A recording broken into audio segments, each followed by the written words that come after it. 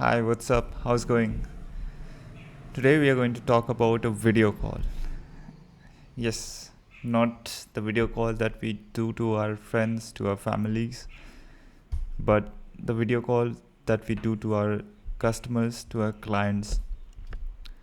As a freelancer, I have to do it constantly. I have to talk to my clients on the video call and convince them that my service is better. My service is can solve their problem, can get them from their current state to their desired state, and can help them achieve what they desire to achieve. Based on this, I have designed this whole strategy or what I need to talk during the call to make the good impression and to make the call 100 times better than what it used to be earlier. Keep in mind that I'm not expert at this. I have I have had few calls previously. Some of them went decent and a lot of them were horrible. So I knew that I need to change something, and the change has to be significant. Also, my conversational English is pretty poor, is pretty poor, and therefore I needed a fundamental change in my communication. In fact, that is a reason why I'm recording this video, just to get used to sit in front of camera and talk to people, and also improve the fluency and flow. But today we will talk about the video call that we did, that the sales call or the video call that we do to our clients to convince them to use our services. I've categorized the video call, let's call it just a call, the call into four main phases. And this is just to make it organized and let you, the one who will do, the one who will start the call, who will be, coordinating the call, let you know that it's not just the random things you talk about. You talk in a very structured and organized things that are intended to convince them, and not talk anything which makes you look stupid or is a mess.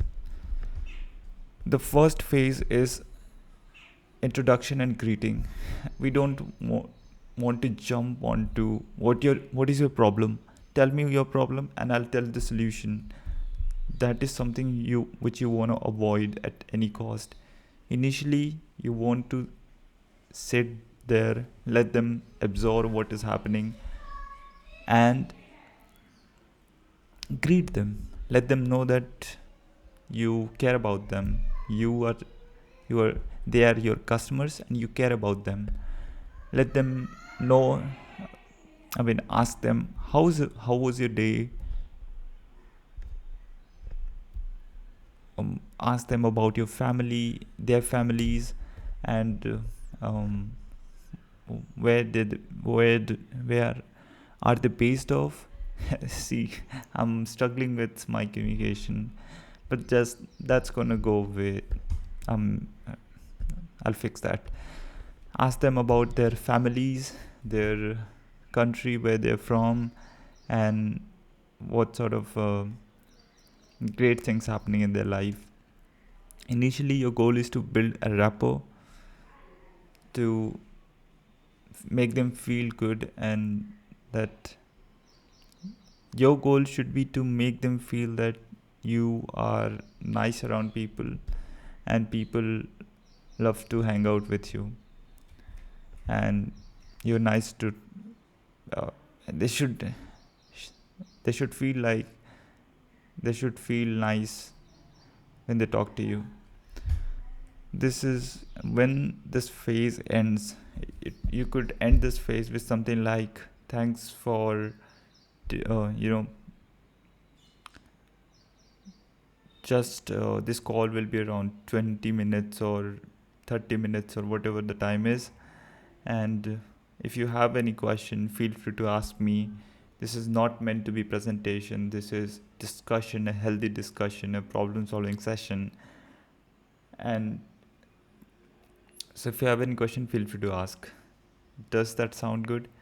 This is how you end this phase, and then we move to the next phase where you try to understand their problem, what problems they are facing, what exactly are their problems, and let them open.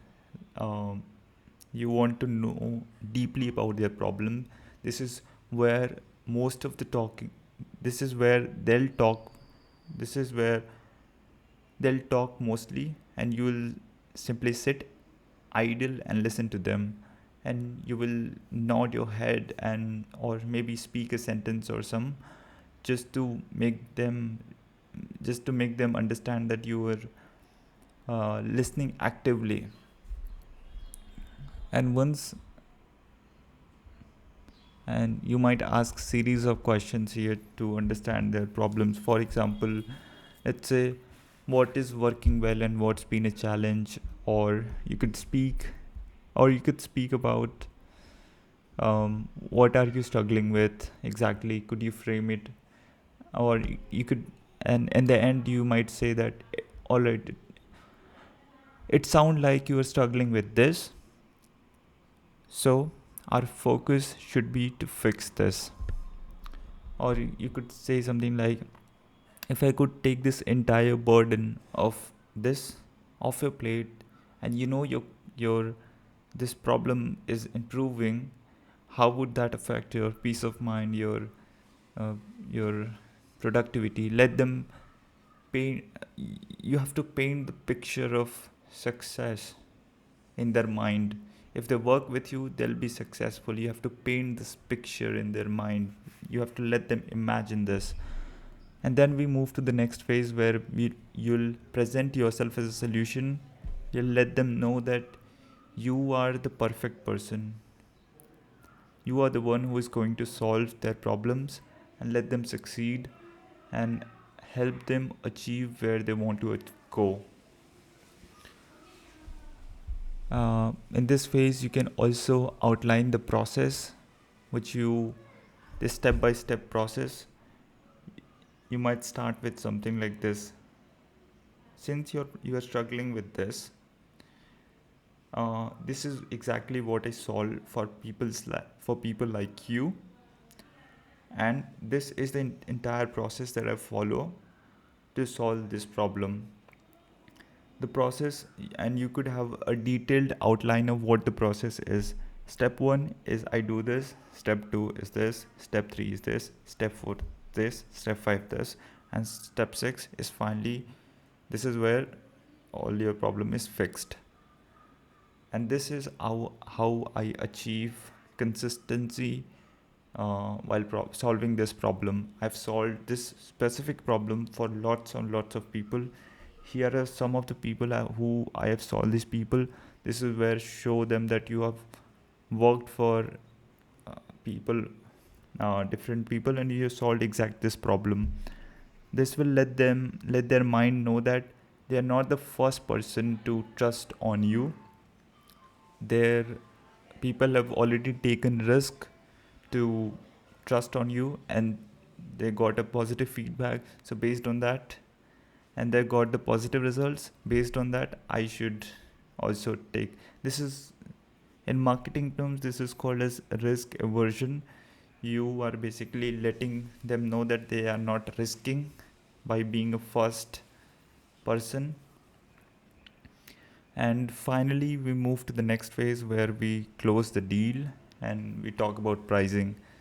Now, before you talk about pricing, the numbers, you want to frame the value, what you're exactly getting. Something like, before we talk about numbers, I want to talk about what you're really getting. You're getting this problem solved, Apart from that, you're getting this and this. This is where you add as much value as you can, and this is very crucial step. And once you have added the value, you can move on to talking about numbers. I charge this much amount for this amount for this specific work. I charge this. Give them one or two options and let them know that what works best for them.